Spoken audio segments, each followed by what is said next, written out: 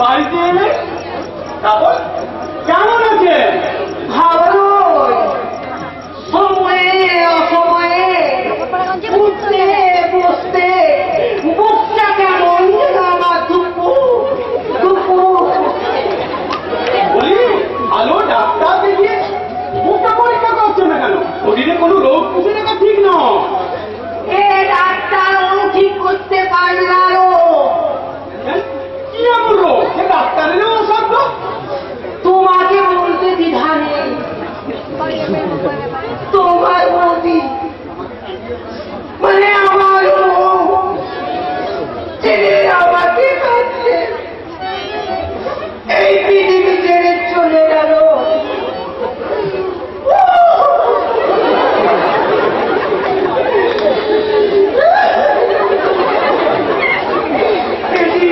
কথা আজ ও উঠতে পারেনি। গেছে তার জন্য দুঃখ করে নিজেকে কষ্ট দিয়ে কি লাভ অনুমতিরা? মনটাকে আমি কিছুতে বোঝাতে পারি না ভাই। তার ওই লাল ফিরে বাঁধা খোপা, তার ওই পতন তো আমাদের বিবর করে দেয়।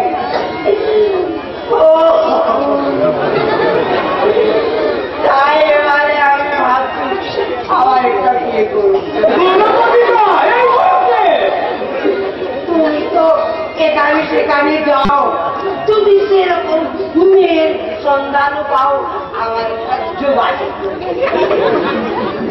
এত বড় সম্পত্তি আমি মরে গেলে কে ভোগ করবে? শুধুমাত্র ওই বংশ রক্ষার জন্যই এই সিদ্ধান্ত আমি। ঠিক আছে, আপনার কথা আমার মনে থাকবে। থাকবে বই কি, তুমি তো আমার পর্ণ হে, আমারও প্রতিবেশীও। শুধু প্রতিবেশী বলে আমি ছোট করা হয় কঙ্কতিদা। যখন বেকার ছিলাম চাকরির জন্যে আমি পথে পথে কত ঘুরে বেরিয়েছি, তখন আপনার বাড়িতে আমি কতদিন খেয়েছি। আপনি আমাকে নিজের ভাইয়ের মতো স্নেহ করতেন, সে কথা কি আমি কোনোদিন ভুলতে পারি? তাই তো যখন দেখি তুমি আজ এত নিজের পায়ে দাঁড়িয়েছ, তখন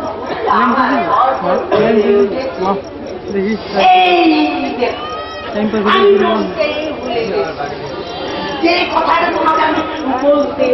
কি কথা গণপতিরা? সমস্ত মেয়ের উচিত নয় কোন অন্য পুরুষের সঙ্গে বেশি মেলামেশা। আরে বাবা কি আর আবু কাছাকাছি থাকলে অঘটন ঘটতে কত আপনি কার কথা বলছেন? বলছি তোমার মেয়ে শিউলির কথা। শিউলি? আপনি কি দেখেছেন তো? আরে বাবা আমার চোখকে কেউ কোনোদিন ফাঁকি দিতে পারে, আর ওরা হলো কিনা ছেলে মানুষ। কি সাহস দেখো, মা ঘরের ছেলে হলে কিনা তোমার মেয়ের দিকে হাত বাড়ায়, ভেবেছে কান্তন পূর্ণ হিমালয়ের সামনে উড়ি ঝিপির শিখর উত্তরণে।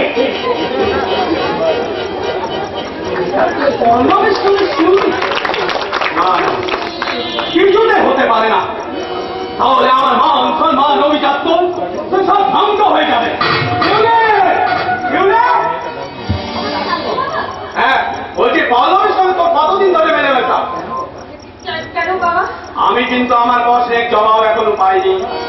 বাবা একটা শিক্ষিতা মেয়ে হয়ে একটা হাত ঘরের সঙ্গে মেলামেশা করতে তো লজ্জা করে না?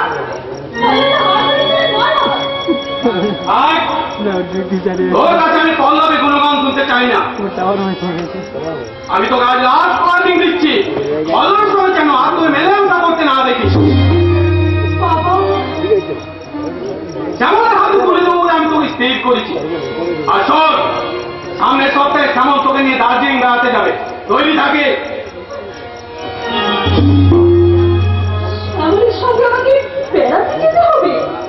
না না, আমি তো পারবো না। আমার এই মন প্রাণ আমি পল্লবটাকে ছাড়া আর কাউকে দিতে পারবো না। আর কাউকে দিতে পারবো না। খাওয়া দাওয়া করি ভুল করেছিস মুখ করে, তুই মহা ভুল করেছিস। তুই জেনে শুনে মুখের মধ্যে যে আগুন জ্বেলেছিস, সেই আগুনকে পুরো ছাই হয়ে গেছে। তোমাকে আমি 12:30 ফোন করছি, হ্যাঁ? মনের মধ্যে যে রঙের সঙ্গে চাল ঘুরছিস, সে সত্য তুমি সার্থক হবে না। কল্যাণ করে নেটওয়ার্ক আসছে একটু। দাদা তাকে হয় বলে তুমি স্বীকার করে নেবে। তাহলে কি হবে কাকু? বুঝলে? উপায় করে একটা কল্যাণকে ভুলে যাও। নেটওয়ার্কটা আসছে দেখো। না না, আমি তো পারবো না কাকা, আমি তো পারবো না। শিল্পী, আমি তুই তো দাদাকে জানিস, দাদার কথা অবাধ্য হলে তোকে আমাদের বাড়ি ছেড়ে চলে যেতে হবে। হ্যাঁ, প্রয়োজন হলে আমি বাড়ি ছেড়ে চলে যাবো কি কাকা। করছিস এখন? আমার এই ফুলের সাথে যে ফুল আমি রেখেছি, আমার আরাধ্য দেবতা ছাড়া আমি অন্য কাউকে তা দিতে পারবো না। তোর পেছন তোর অভিমান কাকা, আমার খুব আর বলে একটা জিনিস আছে। আমার তো ইচ্ছা যায় কাউকে মন প্রাণ দিয়ে ভালোবাসতে। ফলো করি, তারপরে কি তাকে ভালোবাসা আমার অন্যায়? তাকে ঘিরে দিয়ে আমার স্বপ্ন দেখাতে আমার অপরাধ বলো কাকা, বলো। ওরে, তোর কথা তোর অভিমান আমি সব বুঝি, কিন্তু আমি তো করবো বল? আমার হাত পা মুখ সব বাধা। এই রুদ্ধ চারদিওয়ালের মধ্যে আমি আমার রাগ শক্তি খাবার মাঝে মাঝে দাদার অন্যায়ের প্রতিবাদের ভাষা আমার কণ্ঠ থেকে বেরিয়ে আসে, কিন্তু খুব কম। হ্যাঁ, আজকে রাতেই করেছি। তুমি যে বাবার নিষ্ঠুরতা 12:30 বাজছে। আমাকে টেনে টেনে নিঃশেষ হয়ে যেতে হবে। জানি না, বুঝলে? তোকে আমি নিঃশেষ হতে দেবো না। যে ফুল জনতার পায়ে পড়লে ধন্য হয়ে তার মিষ্টি মধুর সুগন্ধ ছুঁয়ে দিতে পারে, সেই ফুলকে আমি ওই পচা আবর্জনার স্তূপে ফেলে দুর্গন্ধময় করে তুলতে পারবো। যদি জায়গা থাকে, কাকা, দুর্গন্ধময় করে তুলতে বলে পারবো। আসলাম যে কাকা, কল দিবি একবার 12টার সময়, হ্যাঁ? আমি আমার বয়স তখন 10 বছর। আমাকে শোনাও পাচ্ছি না কিছু। যদি তোকে একটু মারা যায়, মা আমাদের দুটোকে ঠিক আছে। আবার যে তুমি মানুষ করে, আমরা একসাথে মানুষ আর আমি এরকম সামনেই, স্টেজটার সামনেই আছি না, রেকর্ডিং করছি। তাই তুমি নিজে একটু আঘাত পাস, সেই আঘাত শক্তি বেশি পারবে আমার। ঠিক আছে। বাবার কাছে আমি যে স্নেহ পাইনি, ছোট থেকে আমি তোমার কাছে সেই স্নেহ পেয়েছি কাকা। তাই তো আমি তোর প্রতি তোর দেখতে পাই না।